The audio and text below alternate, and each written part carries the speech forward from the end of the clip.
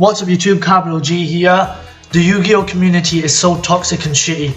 Look how many dislikes I got in this video, 165. Now even though I don't care about dislikes, I'm going to carry on explaining why I got disliked for the next couple of minutes. So all I did was put a thumbnail of a Gladiator Beast monster in the video that didn't even feature Gladiator Beast monsters. It was Phantasm Spiral. That is no reason to dislike. If there's a Gladiator Beast monster in the thumbnail, you guys should assume that I'm playing Phantasm Spirals. So even though I don't care about dislikes again, I decided to change the thumbnail to a Phantasm Spiral card, which is Phantasm Spiral Power right there.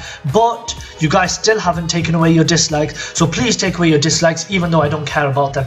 Plus look at these mean comments people keep on saying to me. Mega capital clickbait. Stop with the clickbait. You can stop shit posting. Now, I am the second most watched YouTuber in the Western Hemisphere, and even though I don't care about what you guys say, if you guys say anything else about me, I'm gonna 2-0 you in a small claims court in relay.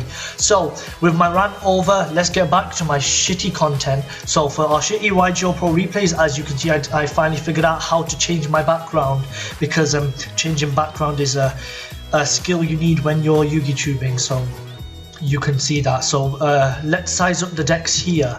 So we got True Draco, obviously a really good deck. Deck that's doing good in the meta right now. I don't really know about competitive Yu-Gi-Oh! Competitive Yu-Gi-Oh! Doesn't matter anyways. That's the bit that doesn't matter. It's all about casual Yu-Gi-Oh! And here we have a Kuriboh deck. This is obviously next level meta. I wouldn't really know anything about it. Just was reading over these cards today.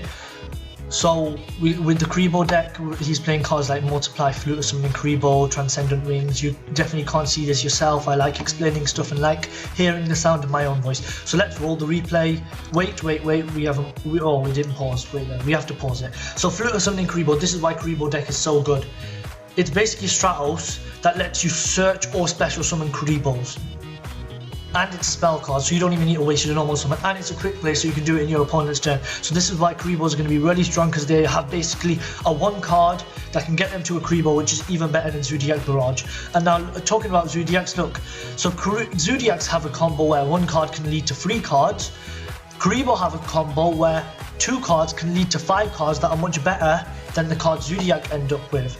So clearly Kuriboh is a better deck than Zodiac. So here the True Draco player, as you guys can't see yourself, I have to explain it. He has 2 terraformings in his hand, so he can possibly get 2 copies of Dragonic Diagram. So obviously terraforming for one diagram, terraforming for another, then he's going to use his Dragonic Diagram and pop his Dragonic Diagram. Now, that is not a misplay.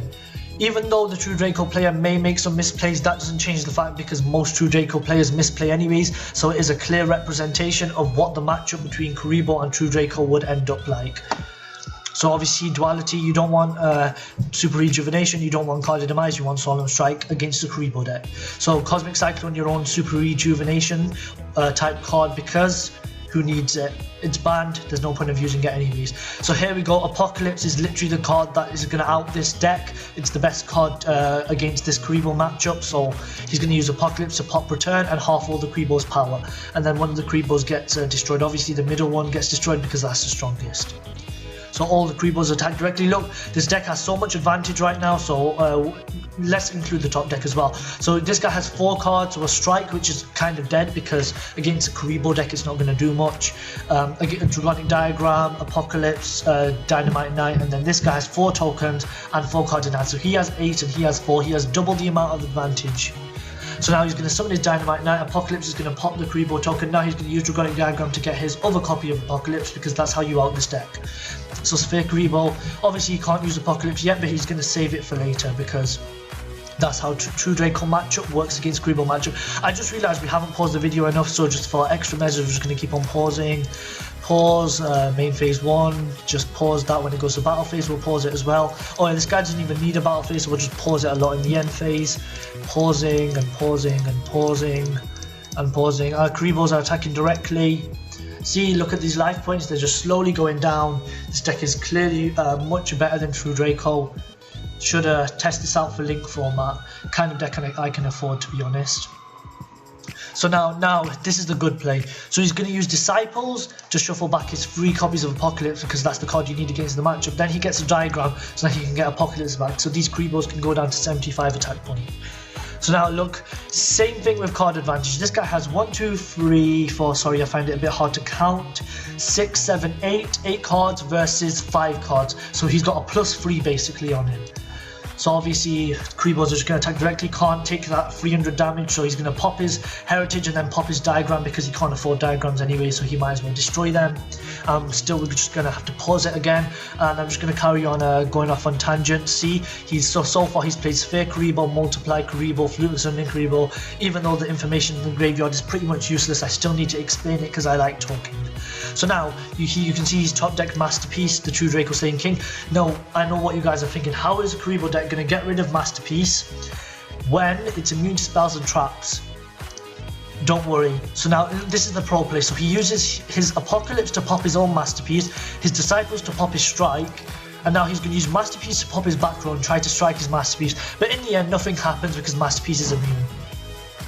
So you just put his life points even more down. He's trying to like mentally strain his opponent by saying, I don't need life points, I'm going to beat you. But obviously the Kribo deck can make an easy comeback. So he gets another copy, he gets a Wing Kribo, Masterpiece tries to pop it, and then Transcendent Wings activates his Chain Link 2. And then as Chain Link 3, Wing Kribo level 9. And this is why this deck is so strong, because Wing Kribo level 9 is a much better card than Masterpiece. So Transcendent Wing gets him a copy of level 10, and look at this Wing Kribo level 9, it's got 4,000 attack points. It's basically a Kribo God card. So play again, pause, because we have to pause it. So look, 75, 300, 4,000, I don't know how much damage that is, but you guys add it up because I can't do math. So look, the True Draco plays in top deck mode. He gets the best card in his deck, Apocalypse, but unfortunately he's got nothing else to pop. So the Kribo player is just going to easily beat him. Clearly in OTK it only took 14 turns to OTK. So that's 300, he's just going savage, and then the 4,000 attack point Kribo attacks for game. So the Kribo deck won. After that cubic shit, I'm not surprised. One of his cards is a 4,000 attack point Wing Kribo level 9 that makes all spell cards banished instead of being sent to the graveyard. So now if he tries to pop his spell cards and send them to the graveyard, they'll just go to the banish zone and nothing will happen. So thank you guys for watching. Please like this video, keep on watching it, click on all my ads because I definitely deserve lots of ad revenue and lots of money, even though my content is dog shit.